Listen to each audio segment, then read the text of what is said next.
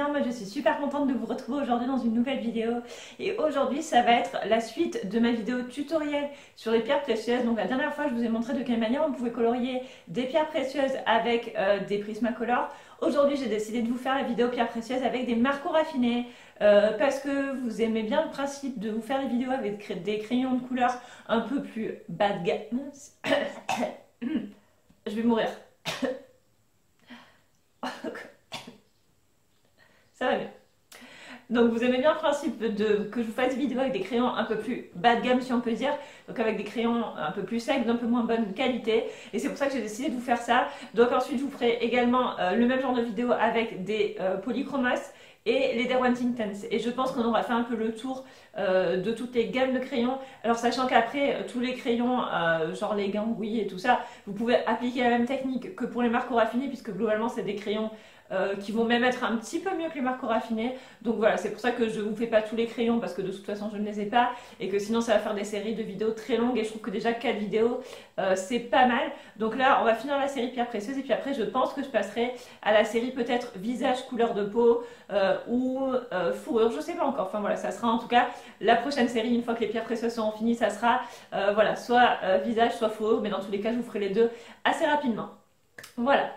Donc du coup cette fois-ci j'ai décidé de vous faire juste 3 couleurs de pierres précieuses, donc la rouge, la bleue et la verte. Parce qu'après vous pouvez de toute façon décliner ce genre de colorisation là avec plein d'autres couleurs. Donc voilà le résultat que ça donne. Donc j'ai choisi du coup de ne pas mettre de contour noir autour et de ne pas les détourer au Posca blanc. Comme ça vous voyez un peu les deux types de rendus différents. Moi j'aime autant les deux, soit je mets du Posca blanc, soit j'en mets pas. Donc voilà, c'était pour vous montrer un peu le résultat qu'on peut obtenir. Et vous voyez qu'avec des marqueurs raffinés on peut obtenir quelque chose de joli. Les couleurs sont intenses et ça fait très brillant aussi, alors que c'est pas des crayons de couleur aussi qualiteux que les Prismacolor, mais voilà, on peut faire quand même de très jolies choses. Donc c'est pour ça que je trouvais ça important de vous faire ce tuto, pour vous montrer qu'on peut faire quand même des choses sympas avec des crayons de couleur qui sont moins onéreux et qu'on peut trouver beaucoup plus facilement. Enfin voilà, donc c'est pour ça que je trouvais important de vous montrer ça. Donc du coup au niveau de la vidéo, je me suis juste filmée en coloriant le rubis, donc la pierre rouge, tout simplement parce que la dernière fois je m'étais filmée sur les 5 couleurs,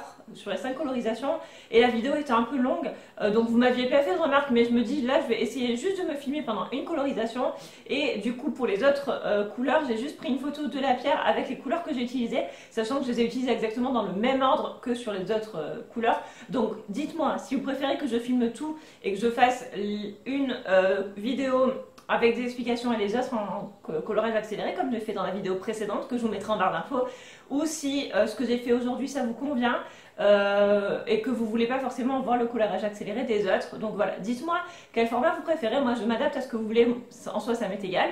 Voilà, donc vous me direz ce que vous préférez. Donc là j'arrête de blablater, je vous laisse avec le tuto et je vous retrouve juste après.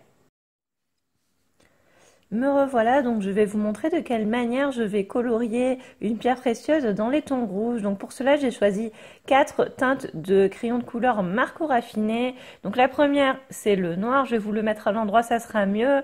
Donc le noir c'est le numéro 570 qui va me servir à faire les ombres. Ensuite j'ai choisi un rouge assez intense, le 511, qui est une couleur que j'aime beaucoup, un petit peu rouge, voire même framboise. J'ai choisi également le 509 qui est un rouge beaucoup plus clair, ainsi que le 519, c'est un rose en fait limite couleur chair, qui va me permettre de fondre les couleurs et de blinder un petit peu. Donc ce que je fais c'est qu'en premier je vais prendre mon rouge en fait intermédiaire, donc mon 509, et je vais remplir toute la surface de ma pierre précieuse avec.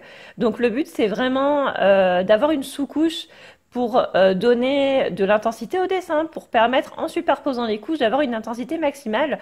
Donc c'est pour ça que je fais ça. Donc je remplis avec une couche assez fine. Le but c'est surtout pas qu'il y ait de traces, hein. Vous voyez c'est vraiment très léger, et je remplis toute la surface. Donc ensuite je vais prendre mon 511 qui va être la couleur la plus foncée, et donc là j'accélère un peu parce qu'il y a ma grosse main devant, ça vous empêche de voir, mais le but c'est en fait de marquer mes ombres et mes zones les plus foncées. Donc vous voyez, voilà, j'ai caché, mais vous voyez ce que j'ai fait. Et donc je choisis les endroits où je veux que la couleur soit plus foncée pour apporter vraiment le brillant et l'éclat à mon diamant. C'est exactement de ce que j'ai fait pour les Prismacolor. Donc là la couche est assez fine, toujours pareil. Je vais ensuite prendre mon noir, et donc là toujours pareil comme pour les Prismacolor, je vais marquer des ombres. Donc en fait pour marquer des ombres, je vais placer ma couleur noire sans trop appuyer, surtout parce que que sinon vous n'arriverez pas à estomper.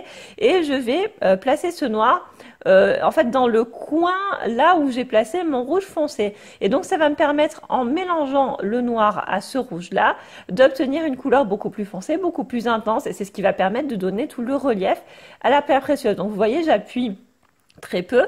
Le but, c'est juste de déposer du pigment qu'on pourra ensuite mélanger pour que ça soit très fluide, et surtout il ne faut pas faire de traces parce que comme les marqueurs raffinés sont très secs, ils sont durs à mélanger si on met trop de couleurs.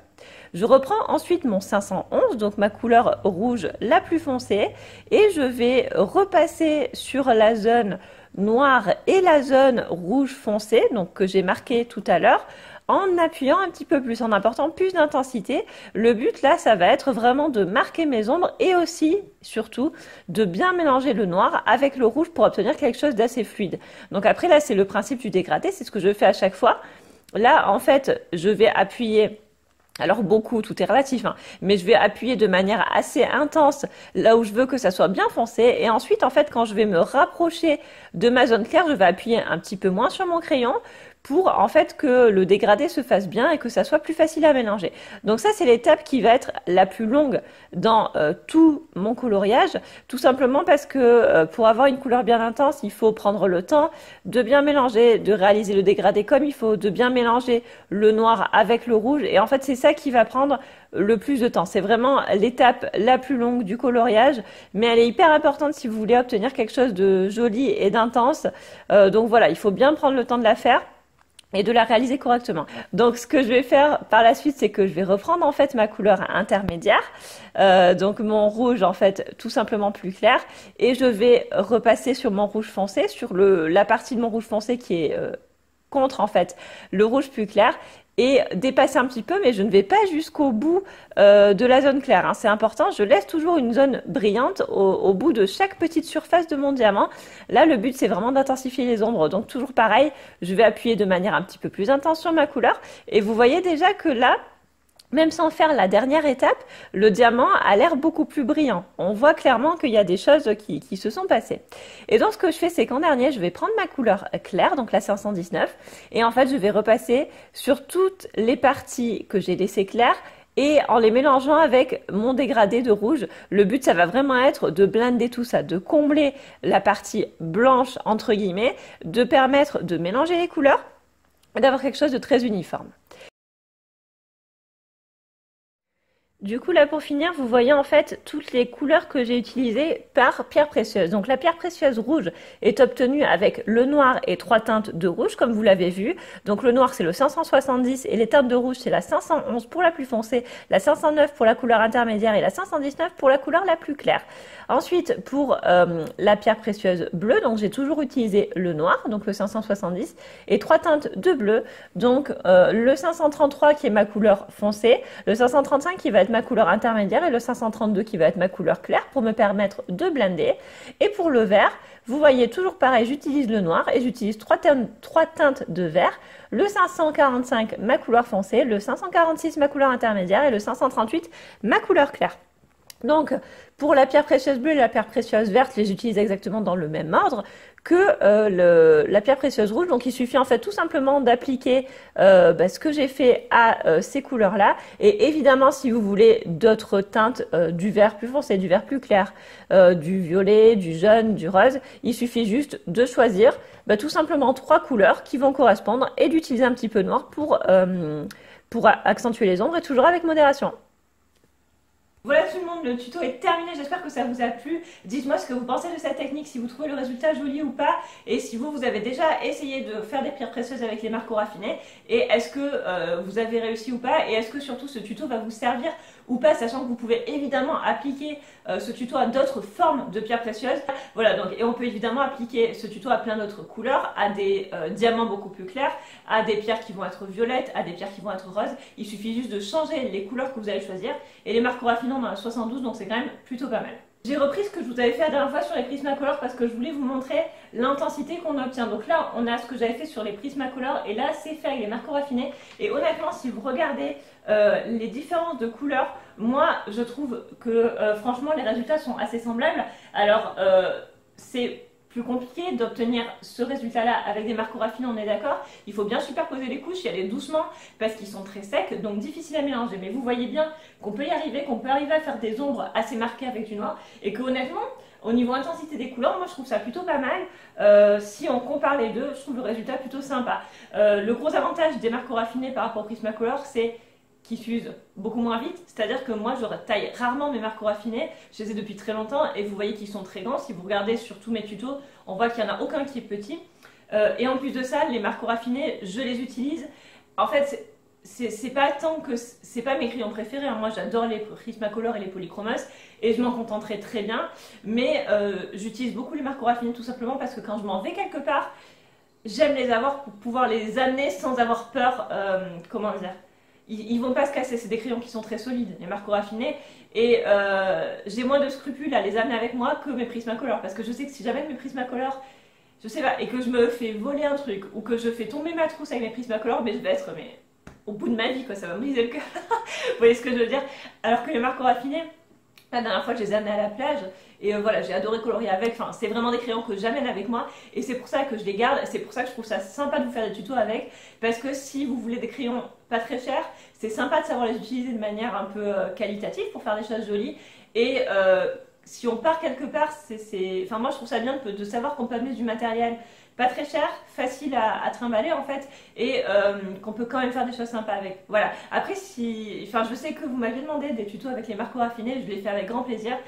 Voilà, donc dites-moi si vous voulez que je continue à en faire ou pas, mais moi je sais que c'est des crayons que j'utilise assez régulièrement. Et si vous me suivez sur Instagram, d'ailleurs j'ai posté il n'y a pas très longtemps un coloriage pour marqueurs raffinés que j'avais adoré faire. Voilà tout le monde, cette vidéo est maintenant terminée, j'espère qu'elle vous a plu. N'hésitez pas à me dire en commentaire ce que vous en avez pensé, si cette technique vous plaît ou pas, si vous allez l'utiliser ou pas, si vous peut-être vous faites autrement avec ces crayons là.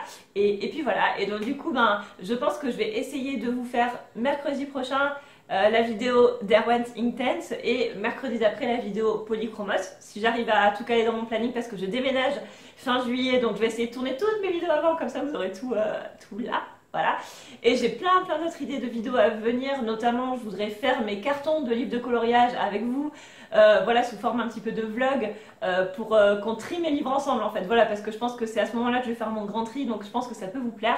J'ai un haul à vous présenter, voilà, j'ai plein d'idées, j'ai envie de vous parler un petit peu de comment je trouve l'inspiration et où, de vous parler de comment faire un coloriage qui est très compliqué, comment aborder un coloriage avec plein de détails sans s'y perdre. J'ai envie de vous parler un peu de comment quand on a un coloriage, se dire tiens, j'ai par exemple ce coloriage avec un champignon, je pense à ça parce que je viens d'en faire un dans un livre d'Anna Carlson. Comment aller plus loin avec ce coloriage là, comment voir plus loin, comment imaginer des choses pour rendre ce coloriage personnalisé beaucoup plus beau. Enfin voilà, donc j'ai plein d'idées. J'espère que je vais trouver le temps de tout faire, j'espère que ça va vous plaire. Et moi je vous remercie encore d'avoir regardé cette vidéo, n'hésitez pas à me laisser un petit like, un petit commentaire, à vous abonner si vous passez par là et que la chaîne vous plaît. Je vous fais de très gros bisous et je vous dis à dimanche pour une prochaine vidéo. Bye!